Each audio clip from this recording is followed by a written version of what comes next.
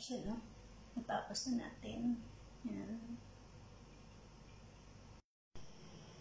Hello guys! Today, gawa naman tayo ng dumpling. Pork dumpling. So, meron tayo ditong mushroom, garlic, ginger, and watercress. So, gawin na muna natin, i-blanch muna natin ito na mga 1 minute. So, let's go guys, blanch natin. Yan, kumukulo ng tubig natin, kaya lagyan natin itong ating watercress. Pag nag-change siya ng color, okay na siya. Blanch lang natin siya. 1 minute. Yan, okay na siya guys. Meron tayo dito na cold water. So, lagyan natin yung ating watercress. Yan. Hayaan lang natin mag-cool down siya. Yan, ispas natin.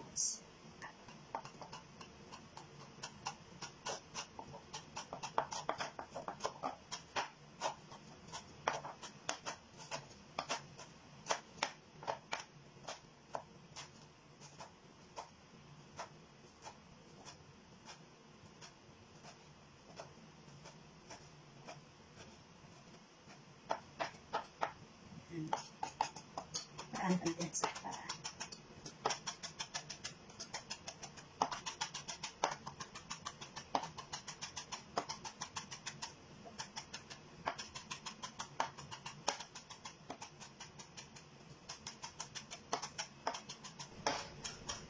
Okay na siya. Squeeze natin ng konti para talagang dried siya.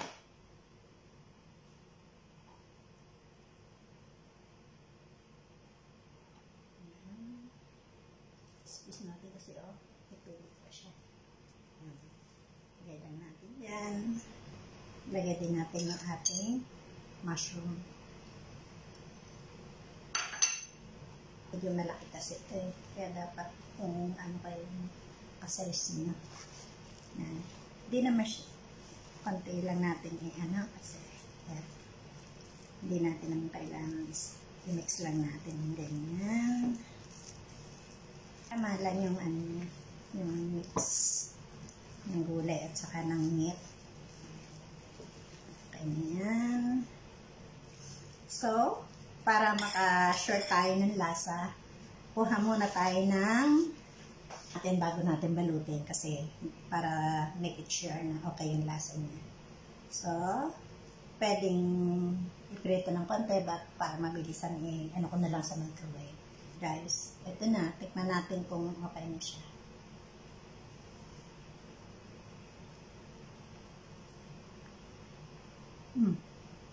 Okay na. Balutin natin. Tama-tama lang.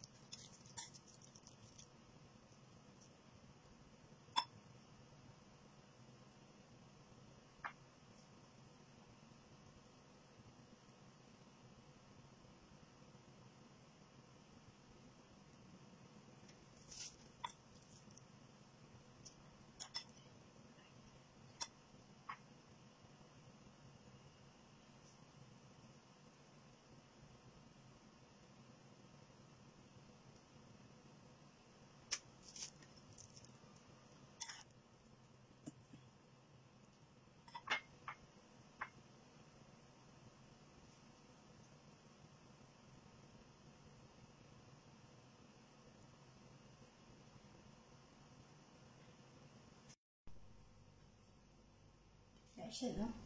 Tapos na natin. Yan.